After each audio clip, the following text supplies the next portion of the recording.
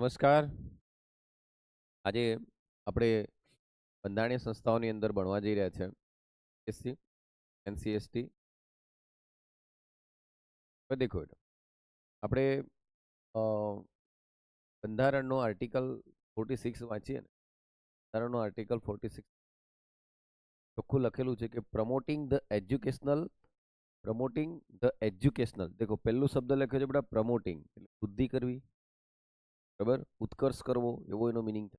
Promoting the કયું educational, બીજું કયું ઇકોનોમિકલ. ઇન્ટરેસ્ટ, કારણ કે બંધારણનો વર્ડ્સ બાય વર્ડ્સ આપણે વાંચવું પડે. તો એને શું કીધું કે ભાઈ એજ્યુકેશનલનું પ્રમોટ કરો, તમે ઇકોનોમિકલ વ્યક્તિને પ્રમોટ કરો, interest of schedule caste, schedule tribe and other weaker section. અહીંયા મિત્રો વીકર સેક્શન લખેલું છે, ઓબીસી લખેલું નથી. તો ક્યારે છે હું રિઝર્વેશન પોલિસી ભણાવીશ ત્યારે તમને કહીશ, ખબર કે 1992ની અંદર જે મંડલ કમિશન આવ્યું હતું પછી ઓબીસી 27% આઠ થયું હતું, બરોબર. પણ બંધારણે તો કોઈ જગ્યાએ અધર બેકવર્ડ ક્લાસીસ એવું લખ્યું જ નથી. બંધારણ તો શું લખ્યું છે? વીકર સેક્શન, એનો મતલબ નબળા વર્ગો. શું લખ્યું છે? નબળા વર્ગો, બરાબર. આમ હિસ્ટોરિકલી એટલે ઐતિહાસિક રીતે માર્જિનલાઇઝ્ડ કોમ્યુનિટીઝ, બરાબર. મતલબ ઐતિહાસિક રીતે વર્ષોથી વંચિત રહેલા લોકો, બેટા ઐતિહાસિક રીતે વર્ષોથી વંચિત રહેલા લોકો, એવા એસસી, એવા એસટી અને એવા વીકર સેક્શનો નો શું કરવાનો? એજ્યુકેશનલી અને ઇકોનોમિકલી પ્રમોટ કરવાના છે. ઠીક, વૃદ્ધિ કરવાની છે. હવે સમજ્યા આ શબ્દને? બરાબર. દેખ લો, ઇન ઇન્ડિયા હેવ ફેસ્ડ, જેમને ફેસ કર્યું છે. શું ફેસ કર્યું છે? સોશિયલ ઇનજસ્ટિસ, સામાજિક ન્યાય સામે જસ્ટિસ થયું છે, એમની જોડે અન્યાય થયો છે, બરાબર. એન્ડ ઇકોનોમિક ડિસ્પેરિટી, બરાબર, અસમાનતા આવી છે, આર્થિક અસમાનતા આવી છે એમની વચ્ચે, બરાબર. Article 46 aim to rectified this. દેખ લો, આખું મેં આર્ટિકલ વાંચ્યો તો હું તમને ગુજરાતી એ સમજાવું તો એવો મિનિંગ નીકળે બેટા. એવા એસસી, એવા એસટી અને એવા અધર નબળા વર્ગો, મીન્સ કે વીકર સેક્શન, એવા નબળા વર્ગો, એસસી, એસટી એનો મતલબ અનુસૂચિત જાતિ, અનુસૂચિત જનજાતિ અને નબળા વર્ગો કે વર્ષોથી એવા સમુદાયો છે કે જે વંચિત રહ્યા છે. ક્યાં? તો ઇન્ડિયામાં. જેમને સામાજિક અન્યાયનો સામનો કર્યો છે અને જેમની જોડે આર્થિક અસમાનતા થઈ છે, એને આર્ટિકલ 6 કે છે કે હે સ્ટેટ તું આને ઇમ્પ્લિમેન્ટ. આવી જોગવાઈ ક્યાં કરી બેટા? છોરું હોશિયાર, ખબર કઈ રીતે હોશિયાર એ તરત વિચારશે. હવે આર્ટિકલ 46 નો મતલબ તો શું થાય? આર્ટિકલ 46 મતલબ તો એ તો ડીપીએસપી છે. ઓકે, એ શું છે બેટા? જલ્દી બોલો. ડીપીએસપી છે તો રાજનીતિનો માર્ગદર્શક સિદ્ધાંત છે, અને એ ડીપીએસપી છે એટલે ડાયરેક્ટ તો લાગુ કરી નહીં શકાય.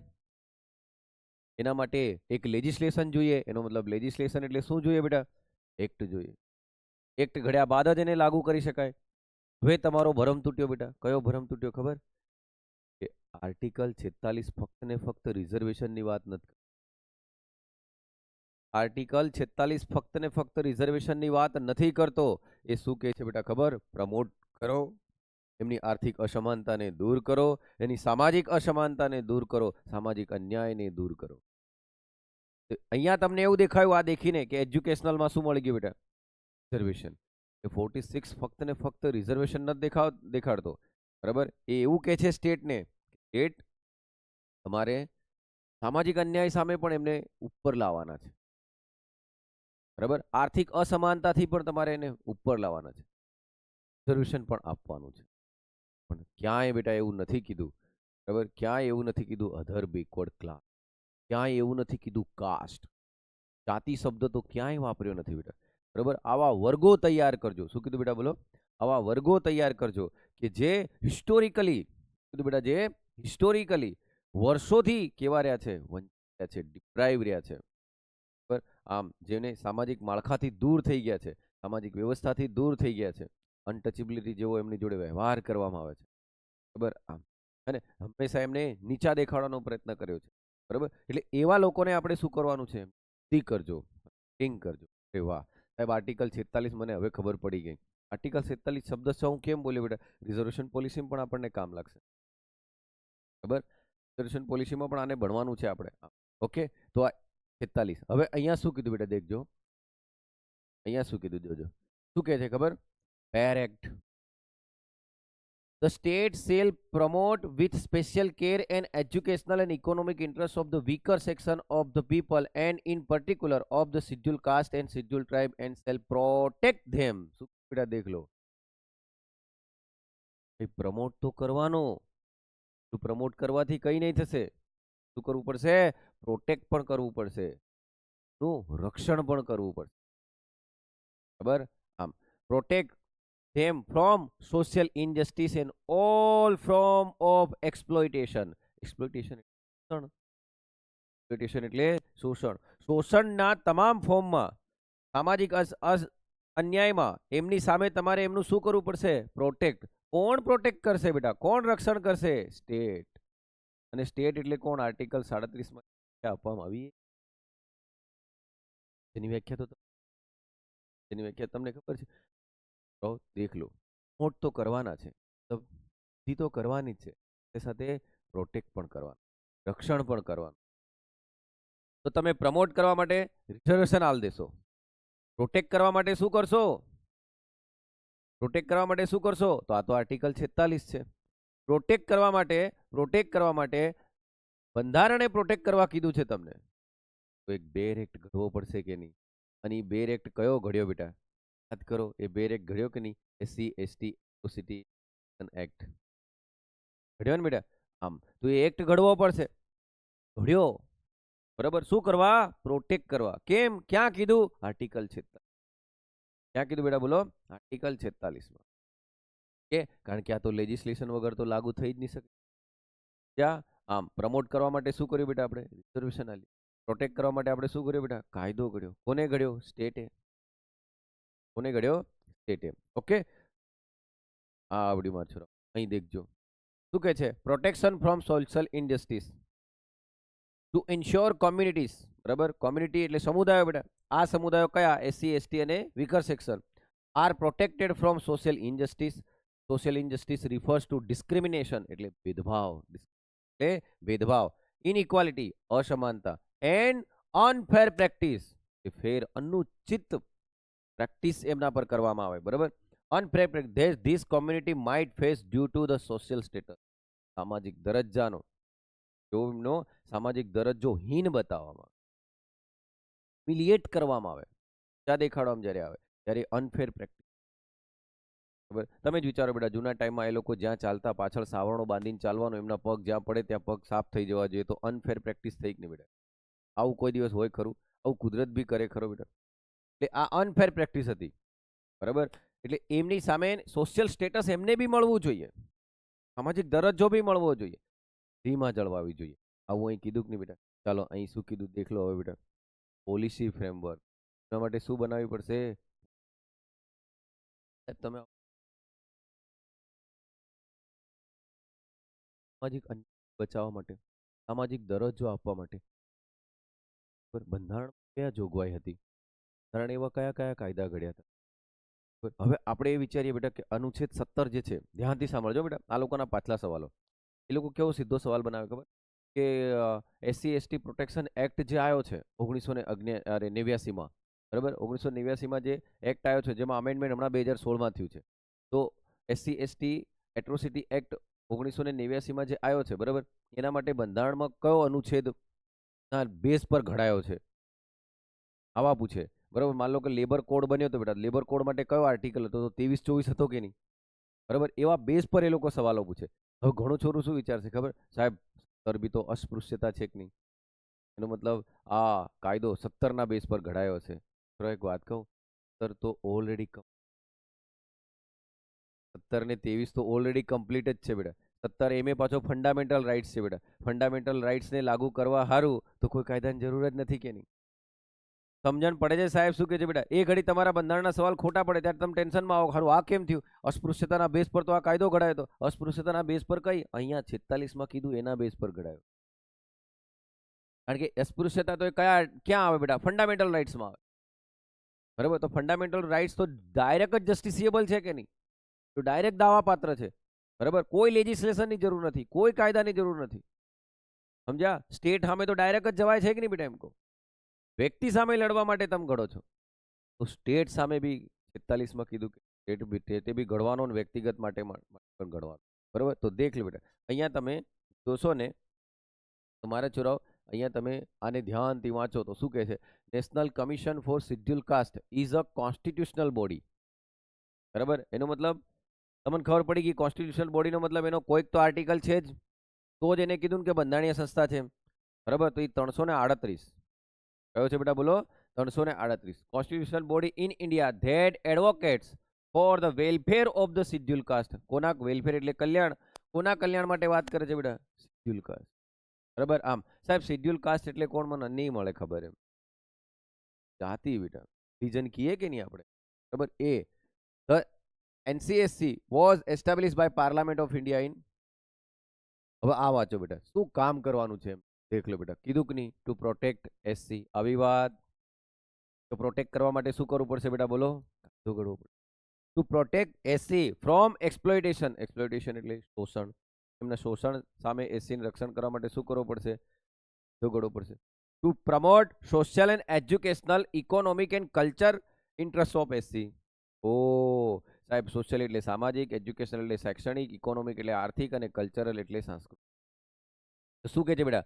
Socially, educationally, economically and cultural interest of schedule caste. Schedule કાસ્ટના સાંસ્કૃતિક, આર્થિક અને શૈક્ષણિક તથા સામાજિક તાને શું કરવાની છે બેટા? પ્રમોટ કરવાની છે. તો આ રિઝર્વેશન નથી તો શું છે? પડી તો આર્ટિકલ 46માં પણ રિઝર્વેશનનો ખ્યાલ આવી રહ્યો કે નહીં બેટા? તો 15-16 જે છે એ તો એક્ઝેક્ટ ફંડામેન્ટલ રાઇટ્સ છે બેટા. બરાબર, આમ પણ આ કઈ રીતે આપવાનું ખબર છે? ઇન્ટેન્શન પ્લસ અવાયબિલિટી બેટા. ઇરાદા સાથે ઉપલબ્ધતા બી તો જોઈશે ને. જેમ જેમ રાજ્ય સદ્ધર થતું જશે તેમ તેમ આપશે. ઓકે, તો દેખ લો બેટા. ટુ એડવાઇઝ, દેખ લો બેટા, ટુ એડવાઇઝ શું કીધું? To advise the government on how to implement constitutional safeguard for SC. ઓ સાહેબ, એનો મતલબ પ્રોટેક્ટ તો કરવાનું, પ્રમોટ પણ કરવાનું, અને કોન્સ્ટિટ્યુશનલ સેફગાર્ડ એટલે મતલબ બંધારણે આપેલા સેફગાર્ડ, સલામતીઓ, એને બી શું કરવાનું બેટા? અમલ કરવાનું. તો સાહેબ બંધારણે કયા સેફગાર્ડ આલ્યા હશે? બરાબર, તો બંધારણમાં આર્ટિકલો હશે જ બેટા. તો બંધારણમાં આના માટેનો કયો આર્ટિકલ છે? 17મો છે કે નહીં બેટા? બંધારણમાં આના માટે કયો આર્ટિકલ છે? 338 છે કે નહીં? બરાબર, બંધારણે જે સેફગાર્ડ અને જે જોગવાઈઓ કીધી છે એનું ઇમ્પ્લિમેન્ટ કરવું જ પડશે. કોને? સ્ટેટે. પછી શું કહે? To monitor the development and empowerment of SC. દેખો બેટા, એક ભણીશું ને આપણે 3 યાદ થઈ જશે. સેમ કટ કોપી પેસ્ટ જ છે. એકને સમજજો, ખાલી SC ની જગ્યાએ શું કરી દેવાનું? ST. અને પછી ST ની જગ્યાએ શું કરી દેવાનું? Weaker section. બરાબર, આમ OBC. બરાબર, ખાલી BC જ કરવાનું છે બેટા આપણે. બરાબર, કારણ કે SC BC એમ તો બોલાતું નથી. ડાયરેક્ટ આપણે BC જ લખવાનું છે, NCBC એમ. એટલે એક ભણશો તો 3 તૈયાર થઈ જશે. એ 3 આ જ કામ કરશે.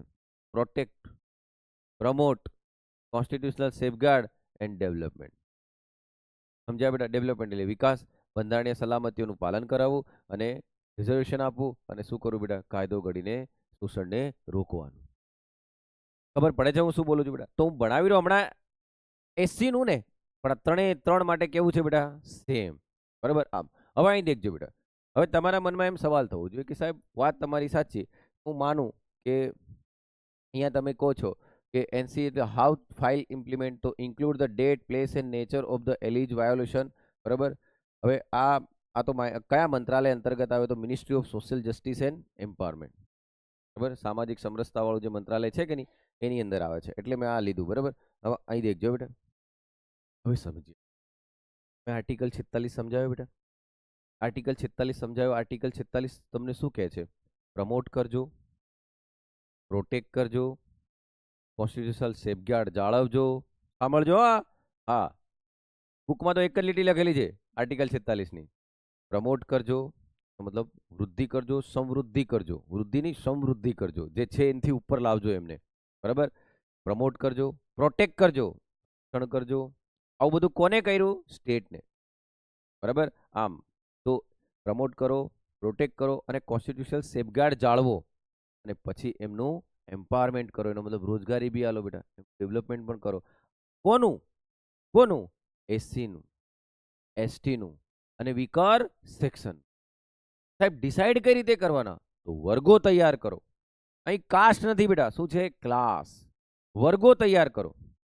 કઈ રીતે વર્ગો તૈયાર કરશું? તો આર્ટિકલ 46 કહ્યું કે હિસ્ટોરિકલી ડિપ્રાઇવ્ડ છે, જે ઐતિહાસિક રીતે વર્ષોથી પાછલા આપણા ઇતિહાસથી એ લોકોથી સામાન્ય માળખાથી સામાન્ય વ્યવસ્થાથી અલગ છે એમને. બરાબર, તો એવા વર્ગો 3 તૈયાર કરવાના કીધા. કહી ગયું કે નહીં બેટા? કોણ? આર્ટિકલ 46. કોણ કહી ગયું બેટા? બોલો. આર્ટિકલ 46. હવે એના માટે બંધારણમાં 338મો એક આર્ટિકલ છે બેટા. હા, 338મો એક આર્ટિકલ છે. તો બંધારણે શું કર્યું ખબર? એ સ્પેશિયલ એક ઓફિસર મૂકી દીધો બેટા. સાંભળજો, એક જ ઓફિસર. બોલો, હવે વિચાર કરો, કેટલા એસસી અને કેટલા એસટી એની સામે શું હાલ દીધું બેટા? એક ઓફિસર. સાંભળજો, સ્પેશિયલ એક ઓફિસર મૂકી દીધો. અને એ ઓફિસર શું કરશે? To investigate matter regarding constitutional safeguard. કોન્સ્ટિટ્યુશનલે જે બી સેફગાર્ડ આપ્યા છે કે નહીં, બરાબર, આમ એનું ઇન્વેસ્ટિગેશન કરશે એ મેટરનું, એને રિગાર્ડિંગ એટલે એને લગતું. બરાબર, આમ એટલું કરી દીધું બેટા. તો 50 થી 1 છે. હવે તમારે જાતે જ વિચારો બેટા. બંધારણે આ જોગવાઈ 338માં કરી. ધ્યાનથી સાંભળજો. બંધારણે 338માં આ જોગવાઈ કરી. હા સાહેબ કરી. બંધારણે આ જોગવાઈ કરી. હા સાહેબ કરી. બંધારણે જોગવાઈ કરી તો ગવર્મેન્ટે કંઈક કર્યું? સંસદે કંઈક કર્યું? કારણ કે સંસદે બંધારણમાં કઈ જોગવાઈ કરી હતી? 46માં પ્રમોટ કરજો, પ્રોટેક્ટ કરજો, કોન્સ્ટિટ્યુશનલ સેફગાર્ડ સાચવજો અને એમ્પ્લોયમેન્ટ આલજો. કોને આપવા કીધું? એસસી, એસટી અને વિકર સેક્શન. કેવા વિકર સેક્શન? તો એના વર્ગો બનાવજો જે વર્ષોથી કેવા છે? વંચિત છે. આવું બંધારણ કહી ગયો બેટા. તો એ બંધારણના ધ્યાનમાં રાખીને એમને શું કર્યું? સંસદે શું કર્યું? જોગવાઈ કરી ગયા તો સંસદે શું કર્યું ખબર બેટા? એક નોન સ્ટેચ્યુટરી કમિશન. લે, નોન સ્ટેચ્યુટરી કમિશન એનો મતલબ કારોબારીનો ઠરાવ કે બેટા? હા કે ના બોલો? કારોબારીનો ઠરાવ એટલે બેટા કોણ? Union council of minister headed by prime minister. એના દ્વારા એમને એક નોન સ્ટેચ્યુટરી કમિશન બનાવી દીધું, એક આયોગ બનાવી દીધું. બરાબર, હા, એનો મતલબ એ તો કારોબારીના ઠરાવ વાળું જ કહેવાય બેટા. બરાબર, ક્યારે કર્યું બેટા એ બી પાછું? બોલો, ક્યારે જાગ્યા બેટા? એ ક્યારે જાગ્યા? જલ્દી બોલો. હા, દેશ આઝાદ ક્યારે થયો બેટા? 50 હે ને? કેટલા વર્ષ થઈ ગયા બેટા? હા, 28 વર્ષ સુધી એને ખબર નહીં પડી કે ચાલો આવું કંઈક કરીએ, કોણ એસસી છે કોણ એસટી છે. અને એ બી બાજુ બનાવ્યો નોન સ્ટેચ્યુટરી, કારોબારી ઠરાવથી બનાવ્યું બેટા. ઓકે, ચાલો ઠીક છે. ભગવાન રામ ભરોસે દેખ લો. અને આપણે ભગવાનને જ ભરોસે ચાલી રહ્યા ને બેટા. દેખ લો, created through government resolution origin multi member body. લો, બંધારણે શું કીધું હતું? એક ઓફિસર. તો એને એવું કીધું ખબર? 1+ વધારે બનાવી દીધા, મલ્ટી મેમ્બર, ઘણા બધા મેમ્બરો વાળી. પણ એ તો બેટા કારોબારીનો ઠરાવ કે કારોબારીના ઠરાવનો પાવર તમને ખબર છે બેટા? નવી સરકાર બદલાય તો ફેર બદલાઈ જાય બેટા. આને કોઈ પાર્લામેન્ટે તો પાસ કર્યો નથી ને બેટા, હે ને? એટલે તો ક્યારે બી એ થઈ જાય. એટલે એનો એટલો પાવર ના હોય. સરકાર બદલાઈ કે આ બદલાઈ, હે ને? તો એના નોર્મ્સ રેગ્યુલેશન બધું બદલાઈ જાય બેટા. નિયમન પણ બદલાઈ જાય, એનું નિયંત્રણ બદલાઈ જાય, હે ને? ઓકે, બંધારણે શું કીધું હતું બેટા? એક ઓફિસર મૂકજો. આમને શું કર્યું બેટા? 78માં એક કારોબારીનો ઠરાવ કર્યો. બરાબર, એક મલ્ટી મેમ્બર બોડી બનાવી દીધી. એ મલ્ટી મેમ્બર બોડી કેવી છે? સ્ટેચ્યુટરી છે? ના. કેવી છે બેટા? કારોબારીના રિઝોલ્યુશન વાળી, કારોબારીના ઠરાવ વાળી. બરાબર, કેબિનેટના ઠરાવ વાળી. ઓકે, ચાલો એ થયું. હવે એમને શું કર્યું બેટા? કે એને મોડિફાય કર્યું કે national commission for SC ST through another government resolution. પછી એમ કીધું ચાલો ના એસસી એસટી અલગ કરી દઈએ આપણે. આ કામ ક્યારે કર્યું બેટા? 87. હવે મજા છે બેટા, દેખજો હું. હવે મજા છે. પહેલા શું હતું બેટા? એક ઓફિસર.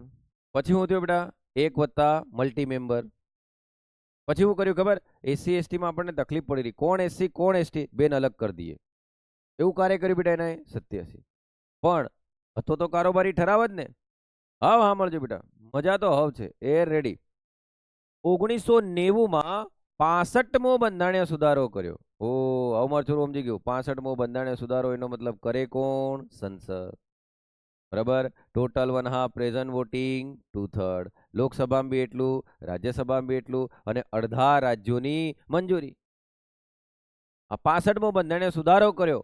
વાહ સાહેબ વાહ. એનો મતલબ 65મો બંધારણીય સુધારો કરવાથી એક ફાયદો થયો. કયો કયો એક ફાયદો થયો કે national commission four SC ST, એનો મતલબ શિડ્યુલ કાસ્ટ અને શિડ્યુલ ટ્રાઇબ કેવી બોડી બની ગઈ બેટા? કોન્સ્ટિટ્યુશન. અને જેવી કોન્સ્ટિટ્યુશન બોડી બનીને બેટા એટલે પછી એમને બાયફર્કેટ કરી દીધું, વિભાજન કરી દીધું. 338માં કોને રાખ્યા બેટા? ST. અને 338A માં અરે અહીં SC છે ને બેટા, બરાબર? 338માં કોણ છે? SC, બરાબર? હા. અને અહીં કોને કરી દીધા બેટા? A માં ST. અચ્છા સાહેબ, હવે મને ક્રોનોલોજી સમજાઈ. કઈ રીતે ખબર? 65મો બંધારણીય સુધારો કર્યો ને, 65મો બંધારણીય સુધારો કર્યો ત્યારે એમને કોન્સ્ટિટ્યુશનલ બોડી બનાવી દીધી. 65મા બંધારણીય સુધારામાં SC ST ને કેવી બોડી બનાવી દીધી બેટા? બોલો. 338 પ્રમાણે ધ્યાનથી સાંભળો. 65મો બંધારણીય સુધારો કર્યો અને આ જ national commission four SC ST જે મલ્ટી મેમ્બર બોડી હતી કે નહીં બેટા? બોલો કે જે મલ્ટી મેમ્બર બોડી હતી એ મલ્ટી મેમ્બર બોડીને, મલ્ટી મેમ્બર એટલે ઘણા બધા મેમ્બરો એના, બરાબર? પેલા એક ઓફિસર હતો, પછી ઘણા બધા મેમ્બરો બનાવ્યા અને ઘણા બધા મેમ્બરો વાળી જે બોડી હતી એને 338 પ્રમાણે કેવી બોડી બનાવી દીધી બેટા? કોન્સ્ટિટ્યુશન. પણ બેટા 89મો બંધારણીય સુધારો 2003માં એમને કર્યો ને, ત્યારે હવે આ બંધારણીય સંસ્થા તો બની જ ગઈ હતી. એમને એવું કર્યું કે આ બંનેને, બરાબર, અહીં પણ એક વત્તા મલ્ટી મેમ્બર બોડી, અહીં પણ એક વત્તા મલ્ટી મેમ્બર બોડી, એટલે બે ભાગ પડી ગયા કે નહીં બેટા? નિયમ જે હજુ ફરી સમજાવો બેટા, દેખ લો. ઓ 89મો બંધારણીય સુધારો, 89મા બંધારણીય સુધારામાં એમને શું કર્યું? 65મા બંધારણીય સુધારામાં કોન્સ્ટિટ્યુશનલ બોડી તો બની જ ગઈ હતી. કોના બેઝ પર બેટા? 338. કોના બેઝ પર બની હતી? જલ્દી બોલો. 338. હવે એમને શું કર્યું? આ 338 એક વત્તા મલ્ટી મેમ્બર હતી કે નહીં? એમને એમ કીધું કે કામ આપણે હવે શું કરીએ, એને બાયફર્કેટ કરી દઈએ, એનું વિભાજન કરી દઈએ, બરાબર? તો એમને શું કર્યું? 89મો બંધારણીય સુધારો કર્યો અને એમાં એમ કર્યું કે national commission for schedule caste અને national commission for schedule tribe, બરાબર? અહીં પણ એક વત્તા મલ્ટી મેમ્બર બોડી, એક વત્તા મલ્ટી મેમ્બર બોડી. આને આર્ટિકલ આપી દીધો 338 અને આને આપી દીધો 338A. અચ્છા સાહેબ, એનો મતલબ national commission on schedule caste નો આર્ટિકલ 338 છે અને national commission on schedule tribe નો આર્ટિકલ છે 338A, હે ને? 338A. સાહેબ હજુ તમે કંઈક ભૂલી રહ્યા. બંધારણના આર્ટિકલ 46 તો વિકર સેક્શન બી જેવું કંઈક કીધું તું, પણ એનું હજુ કંઈ જ નથી થયું. હશે બેટા, કારણ કે આર્થિક પછાત વર્ગો 342માં લખેલું છે પછાત વર્ગો માટે. તો એના માટે હમણાં લેટેસ્ટ 2018માં હું બનાવી દીધું ખબર? National commission on backward class બંધારણીય સુધારો કર્યો બેટા. 102મો બંધારણીય સુધારો કર્યો. સમજો, 102મો બંધારણીય સુધારો કર્યો અને આને નેશનલ કમિશન બેકવર્ડ ક્લાસને કેવી બોડી બનાવી દીધી બેટા? કોન્સ્ટિટ્યુશનલ બોડી બનાવી દીધી. અને એનો આર્ટિકલ કયો આ લીધો? 338B. હવે સમજણ પડી? ઓ એનો મતલબ પછાત વર્ગોની જોગવાઈ હતી 342માં. પછાત વર્ગોની જોગવાઈ હતી 342માં. ધ્યાનથી સાંભળજો. પછાત વર્ગોની જોગવાઈ હતી 342માં, પણ DPSPમાં 46માં બી તો હતી જ કે. SC ST ની જોગવાઈ હતી 338માં, પણ DPSPમાં 46માં બી તો કીધું જ તું ને. 342 પ્રમાણે જોગવાઈ છે કોની? પછાત વર્ગોની. 342માં જોગવાઈ છે કોની બેટા? પછાત વર્ગોની. પણ એમને એ ઘડી 342 માટે એક સ્ટેચ્યુટરી બોડી જ બનાવી હતી. શું બનાવી હતી બેટા? બોલો. સ્ટેચ્યુટરી બોડી બનાવી હતી. હવે જો SC ને બંધારણીય દરજ્જો મળી ગયો, ST ને બંધારણીય દરજ્જો મળી ગયો, તો SC BC વાળાને બી તો મળવો જોઈએ કે નહીં બેટા? એટલે 2018માં આને પણ કેવો દરજ્જો મળી ગયો બેટા? ધારણીય. પણ આર્ટિકલ નાખવો કઈ? કીધું એકમાં 338 છે તો એકમાં 338A છે તો એકમાં 338B છે. બેટા આના માટે કયો બંધારણીય સુધારો? 102મો. બેટા આના માટે કયો બંધારણીય સુધારો? 89મો. અને આ તો ઓલરેડી હતું જ બેટા. એટલે અહીં કોણ છે બેટા? SC. અહીં કોણ છે? ST. અહીં OBC. હવે સમજ્યા? પણ આ ત્રણ કેવી બોડી બની ગઈ બેટા? બોલ હવે. કોન્સ્ટિટ્યુશનલ. 3 કેવી બની ગઈ? કોન્સ્ટિટ્યુશન.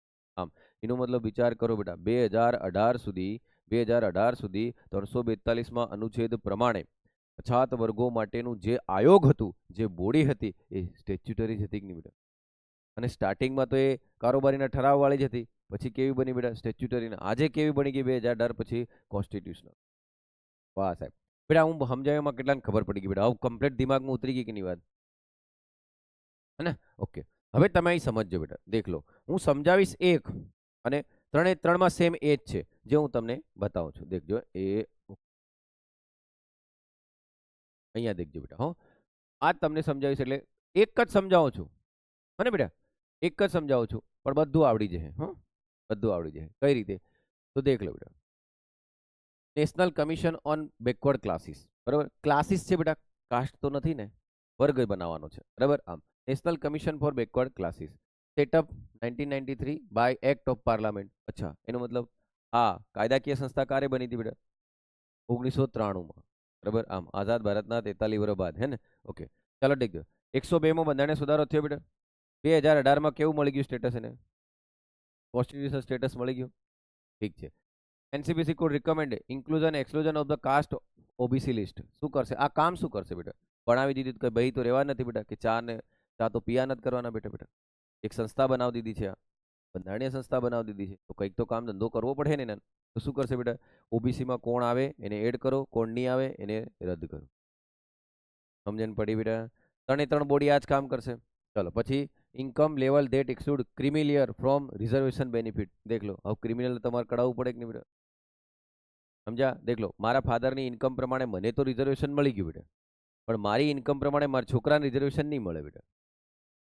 સમજો વાતને. કઈ રીતે? કે જ્યારે મારો અભી 12મું પાસ કરશે, પછી એ જોબ માટે કે કોઈ બી જગ્યાએ જશે તો એને ક્રિમિનલ સર્ટી જોઈશે, બરાબર? હવે એ ઘડી તો જાતિ દેખવામાં નહીં આવે બેટા, ફાધરની ઇન્કમ કેટલી છે એ દેખવામાં આવશે, બરાબર? આજે હું હું જ્યાં સુધી ભણું હું રિઝર્વેશનનો લાભ લઈ શકું છું, કેમ કે મારી ઇન્કમ નહીં દેખાય એના. કોની ઇન્કમ દેખાય? મારા ફાધરની. ખબર પડે છે હું શું કહું છું બેટા? પણ જ્યારે અભી આવશે માર્કેટમાં, તો એ ઘડીએ જ્યારે ફોર્મ ભરશે ને તો એને ક્રિમિનલ સર્ટી કઢાવશે તો એને નહીં મળે. કેમ? કેમ નહીં મળે બેટા? કારણ કે મારી આવક 8 લાખથી વધારે થઈ જાય. હવે સમજણ પડી? તો એને નહીં મળે, મને બિંદાસ હો, હું જ્યાં સુધી પરીક્ષા લઉં ત્યાં સુધી મળે. બરાબર, વિચાર લો બેટા. એટલે હું બનાવ્યું બેટા ક્રિમિલિયર. હવે ખબર પડી? કઢાવો છો ને ક્રિમિલિયર સર્ટી, બરાબર? આમ. અને સાહેબ હવે તમે બી નહીં કઢાવો તો ચાલે નહીં સાહેબ અભી માટે, બરાબર? કઈ નહીં બેટા, ભણાવું બંધારણને, હું જ આવું કરું. દેખ લો, અહીં દેખજો બેટા. તો કમ્પોઝિશન ઓફ એનસીબીસી શું હશે બેટા? એક ચેરપર્સન, એક વાઇસ ચેરપર્સન ને 3 બીજા મેમ્બર. તો મલ્ટી મેમ્બર થઈ ગયા કે નહીં બેટા? હે ને? એક ચેરપર્સન, એક વાઇસ ચેરપર્સન. આનો દરજ્જો કોના જેવો ખબર બેટા? આનો દરજ્જો કેબિનેટ મંત્રી જેવો, અને આનો દરજ્જો રાજ્ય મંત્રી જેવો. આનો દરજ્જો કેબિનેટ મંત્રી જેવો, આનો કેબિનેટ સચિવ જેવો બેટા, અને આનો રાજ્યનો, અને આ 3 અધર છે, બરાબર? આમ બધાની નિમણૂક કોણ કરે બેટા? પ્રેસિડેન્ટ. એક્ઝિક્યુટિવ બાબત છે કે નહીં? બધાની નિમણૂક કોણ કરે છે? પ્રેસિડેન્ટ. એક્ઝિક્યુટિવ બાબત છે કે નહીં? પણ તમને ખબર છે બધી એક્ઝિક્યુટિવ બાબતમાં છેલ્લે પાછળ કોણ ઊભું હોય બેટા? યુકોમ હેડેડ બાય પ્રાઇમ મિનિસ્ટર. એ રીતે એની નિમણૂક થાય છે under hand and seal. Condition and service and tenure of office determined by president. એટલે આ બધાની કન્ડિશન એવું નક્કી કરવાનું કામ કોનું બેટા? પ્રેસિડેન્ટ. ટૂંકમાં સમજો બેટા, પ્લેઝર ઓફ ધ પ્રેસિડેન્ટ, બરાબર? આમ. ઓકે, ચાલો. 102 માં બંધારણીય સુધારો કર્યો બેટા, 338 બી એડ કર્યું. પ્રોવાઇડ કોન્સ્ટિટ્યુશન સ્ટેટસ મળી ગયું બેટા એને, બંધારણીય દરજ્જો મળી ગયો ને. 93માં કેવો દરજ્જો હતો? ઓકે બેટા, આમ. એવી જ રીતે બેટા એસસી એસટી ને એ બી હશે જ, અને પછી એને બંધારણીય દરજ્જો મળ્યો છે. પણ તમને તો હવે પરફેક્ટ યાદ રહી ગયું કે નહીં બેટા? 338 એ અને 338 બી, બરાબર? આમ. હવે તમે તો ગોખ નાખ્યું હે. 38માં એસસી, એમાં એસટી, અને ફેર સાહેબ તું ગમે એ કરને, હમ તો એ જ યાદ રાખું, અમારે બીજી માથાકૂટ કરવી જ નથી. ઓકે બેટા, ચાલો. હવે અહીં દેખજો બેટા, increase the scope of function assign to the. દેખ લો, અહીંયા આટલું જ લખ્યું આના, ઇન્ક્રીઝ ધ સ્કોપ. હવે બેટા અહીંયા સ્કોપનો મતલબ શું છે ખબર? હા, ચાનો કપ નથી બેટા, આને બી બધા પાવર છે સિવિલ કોર્ટના. અચ્છા સાહેબ, આવડી ગયો. કાલના લેક્ચરમાં તે ભણાવ્યું હતું સાહેબ. આને બી બધા પાવર કેવા છે બેટા? બોલો, સિવિલ કોર્ટના, બરાબર? એનો મતલબ આ કેવી બોડી બની ગઈ બેટા? ક્વાસી જ્યુડિશિયલ બોડી. અચ્છા, એનો મતલબ દીવાની સત્તાઓ, હા. અર્ધન્યાયિક સંસ્થા, હા. એટલે હવે એમની કોણ બેટા? સમન આલે, ઇન્વેસ્ટિગેશન કરે, એવિડન્સ મંગાડે, બધું જ આવી ગયું. Cut, copy, paste. વિચાર કરો, મેં એક હાથે 3 ભણાવી દીધા તમને, ને મુદ્દો એક જ હતો બેટા, 3 બનાવી દીધા. 3 બધામાં સેમ છે, ખાલી બદલાયા ઈ મેં તમને સમજાવી દીધું, બરાબર? આમ. એટલે વિચાર કરો, જાઓ આજે જઈને 4 રોટલા ખાજો. આ તો 3 બંધારણીય સંસ્થા ભણીને આવ્યા. વાત કહું બેટા, આ ત્રણે ત્રણ બંધારણીય સંસ્થાવાળા, માઇનોરિટીવાળા અને વુમનવાળા ઈ હોદ્દાના રૂએ NHRC ના સભ્યો બની જાય કે નહીં? હોદ્દાના રૂએ કોના સભ્યો બની જાય છે બેટા? જે મેં તમને સમજાવેલું છે. આમ ઓકે બેટા, ખ્યાલ આવે છે? ઓકે ચાલો હવે અહીં દેખજો બેટા. તો આ મેં બધું તમને સમજાવી દીધું છે. પછી દેખ લો બેટા, લીગલ પ્રોવિઝન શું છે, કમ્પોઝિશન શું છે, પાવર શું છે, બરાબર. તો તમને કંઈ કહેવાની જરૂર નથી બેટા એનામાં. કે દેખો આમાં એમ કીધું કે બેટા chairperson rank of union cabinet minister આવી ગઈ વાત બેટા. ને vice chairperson rank minister of state, રાજ્યના મિનિસ્ટર ઓફ સ્ટેટ જેટલો પાવર વાઇસ ચેરમેનનો હોય, બરાબર. એવો એનો હોદ્દો એનો સમકક્ષ બનાવ્યો છે. At least should be one a woman, term કેટલો? 3 વર્ષ. The member are not eligible for appointment for the more than 2 terms, appointment by the president by warrant under his hand and seal, બરાબર. એનો મતલબ કોને મરજીથી કરે છે તમને ખબર પડી ગઈ બેટા. ઓકે 338A માં એસસી નું આલેલું બેટા બધું, બરાબર. Safeguard implementation, safeguard provide, પાર્ટિસિપેટ્સ and advice કઈ નથી કરો એવું, બરાબર. એ યાદ નથી રાખવાનું આપણે. અહીં દેખજો બેટા, રેડી રેડી રેડી. હવે ને બેટા હું તમને થોડુંક કેટલી જગ્યાએ એસટી છે ને આ એક ફોટો મૂક્યો છે બેટા, બરાબર.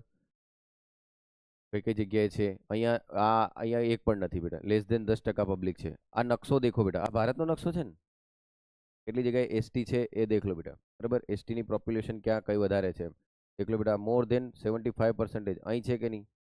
50 થી 75, બરાબર. આપણું ગુજરાત કઈ આવે બેટા? 10 થી 25%માં આવે કે નહીં?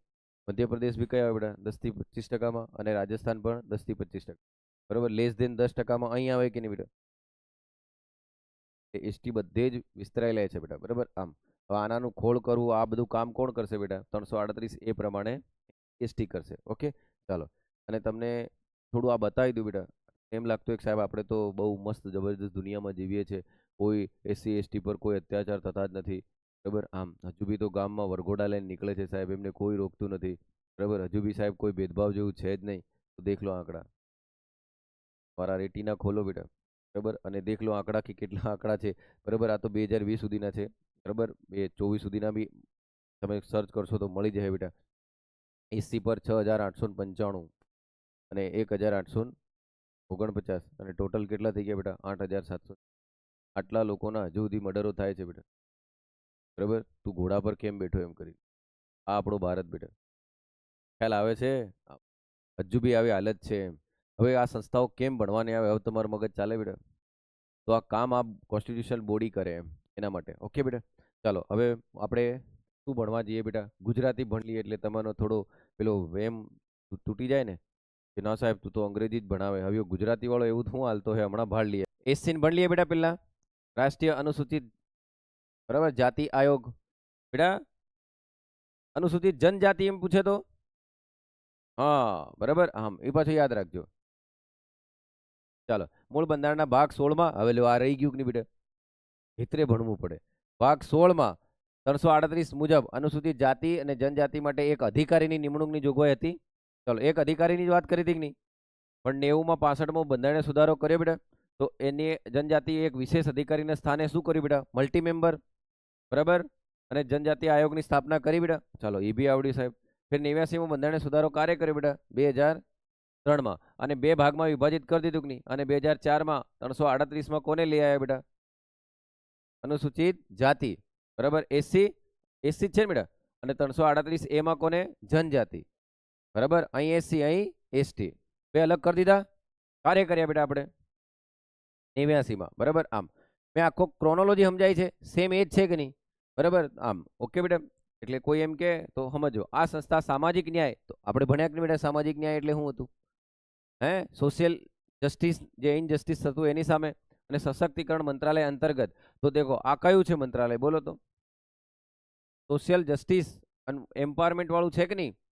બરાબર. આમ તો આ મંત્રાલય, હવે આને બેટા ને રાત્રે ઊંઘમાંથી કોઈ ઉઠાડીને પૂછે ને, બરાબર, કે કયા મંત્રાલય અંતર્ગત આવે એમ, તો સોશિયલ જસ્ટિસ મિનિસ્ટ્રી એટલું બોલજો, બરાબર. આમ લખી મેં તો વુમન ડેવલપમેન્ટ મિનિસ્ટ્રી. ઓ ખતમ. હે ને?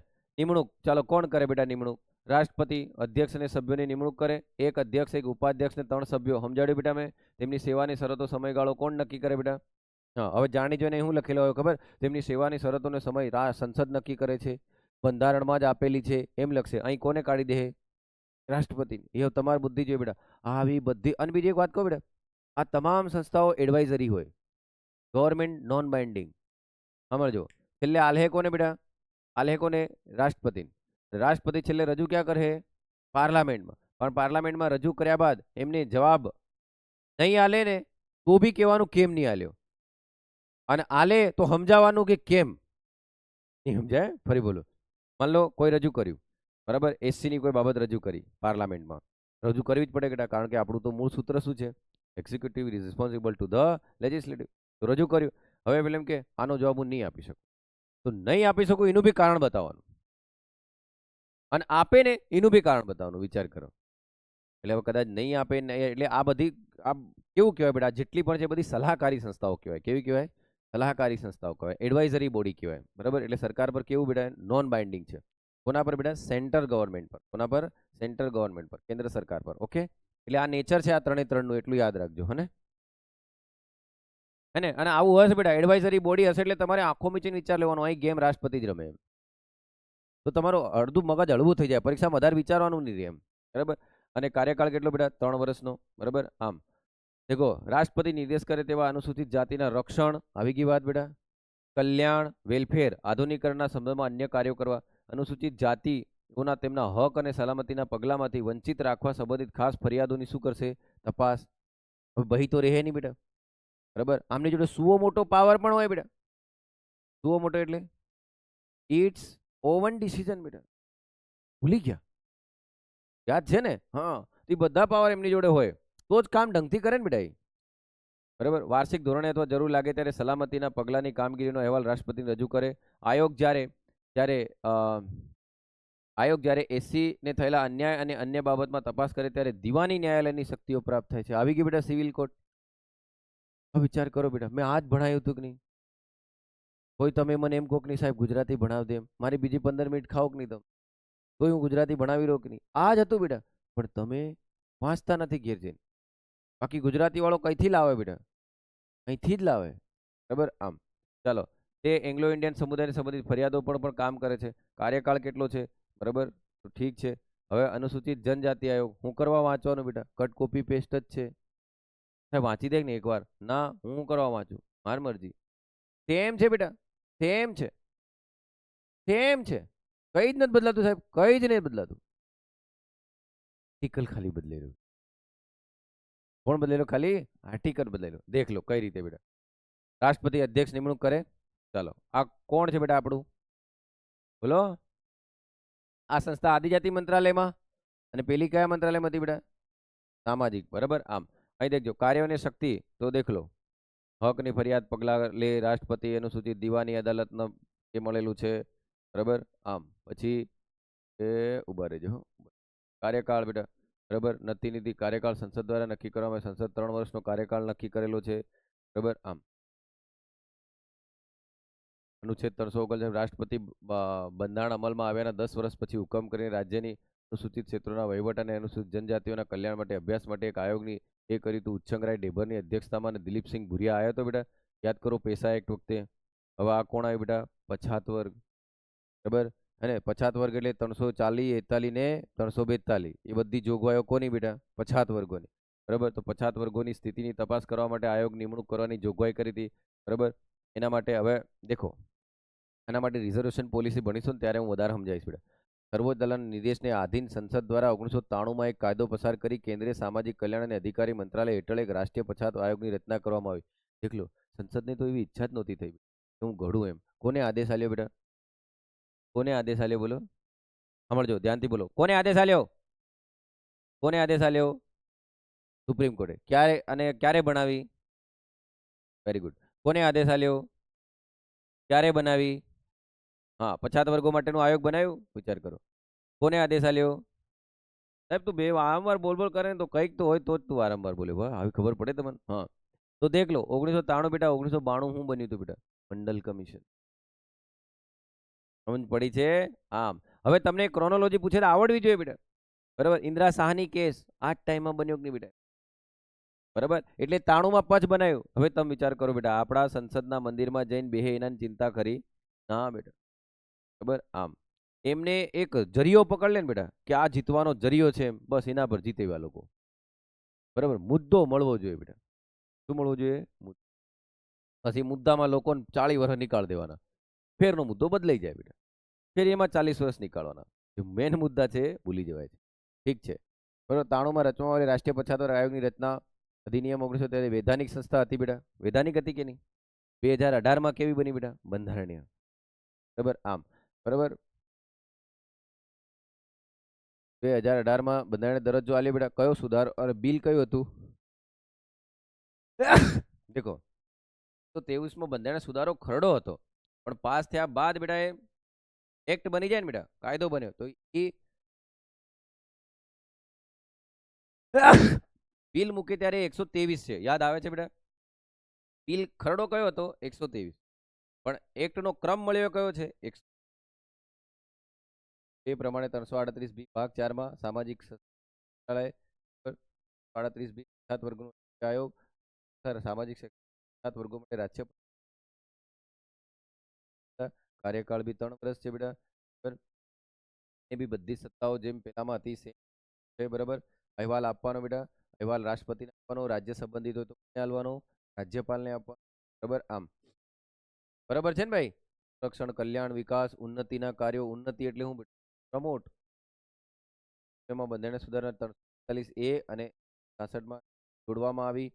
બરાબર. દીવાની ન્યાયાલયની સમાન સત્તાઓ છે. 45 માં પછાત વર્ગની વાત કરી, જે રાષ્ટ્રપતિ રાજ્ય કે જાહેર સૂચના દ્વારા સામાજિક અને પછાત વર્ગને જાહેર કરી શકે, પરંતુ રાજ્ય સંબંધિત રાજ્યના રાજ્યપાલ સાથે પરામર્શ બાદ જ આવી જાય. હા બેટા, મેં તમને એક વસ્તુ સમજાવી, એના પરથી બધું જ તૈયાર કરી શકો છો. બરાબર. આમ હે ને?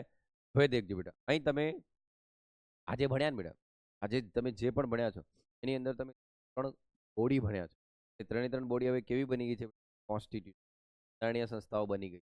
પણ વરહ દેખજો બેટા, દેખજો વરસ. હવે જો, હવે ઘરે જઈને તમારે શું કરવાનું છે?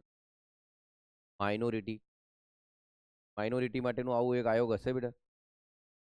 માઇનોરિટી માટે આયોગ સેમ આ જ કટ કોપી પેસ્ટ હશે, પણ માઇનોરિટી વાળાને આજ સુધી સાંભળજો બેટા, માઇનોરિટી વાળાને આજ સુધી બંધારણ દરજ્જો નથી મળ્યો. એ કેવી સંસ્થા છે બેટા? કાયદાકીય સંસ્થા. એવી રીતે NHRC આજે કેવી સંસ્થા છે બેટા? બોલો. કાયદાકીય સંસ્થા. હવે ખબર પડે છે? ફરી બોલો. માઇનોરિટીને આજ સુધી બેટા દરજ્જો નથી મળ્યો. માઇનોરિટી આજે માઇનોરિટીનું જે આયોગ છે, જે કમિશન છે, જે બોડી છે, જે સંસ્થા છે, એ આજે પણ કેવી કાયદાકીય સંસ્થા. યાદ રહી ગયો એક મુદ્દો. એવી રીતે ભાષા માટે બી એક આયોગ બન્યો હશે બેટા. એ બી આજે કેવું છે બેટા? કાયદાકીય છે. ખ્યાલ આવે છે? કેટલા સમજે છે હું બોલું છે? તો આવા આયોગ બેટા હવે ઘરે બી વાંચી શકો કે નહીં બેટા? એવી જ રીતે બેટા ચાઇલ્ડ માટે, એવી જ રીતે બેટા વુમન માટે આયોગો હશે કે નહીં? એમ કહો, તમે કહો. એવી જ રીતે વુમન માટે આયોગ બનાવ્યો હશે, એવી જ રીતે બાળકો માટે બનાવ્યો હશે. National commission for child protection right બનાવ્યો હશે કે નહીં? ખ્યાલ આવે છે? પણ એના પર તમારે શું વિચારવાનું? બંધારણમાં કયા સેફગાર્ડ આલ્યા છે? કયા સેફગાર્ડ આલ્યા છે? કયા બેઝ પર આ આયોગ બનાવ્યો? કોઈ વસ્તુ બની છે એનો મતલબ બંધારણમાં કંઈક છે. બરાબર. આજે આ બન્યું બેટા, બંધારણમાં 338, 340, 342 હતું કે નહીં? એમ કહું તો જ બન્યું કે બેટા? આર્ટિકલ 17 હતો કે નહીં? હે ને? એવી રીતે ચાઇલ્ડ લેબર માટે બેટા 23, 24 જેવું કંઈક તો હશે કે? આમ સમજ્યા? હવે તમે દેખજો બેટા, સાહેબ વુમન માટે, અરે બેટા આર્ટિકલ 15 ક્લોઝ ચોખ્ખું તો લખેલું છે મહિલાઓ માટે. બરાબર. આમ આ વસ્તુ છે બેટા. આવું વિચાર્યા કરજો. અને પાછલા હવે બધા આયોગ નહીં ભણાવો બેટા. હવે તમે કરશો તો તમને ખ્યાલ આવી જશે. બરાબર.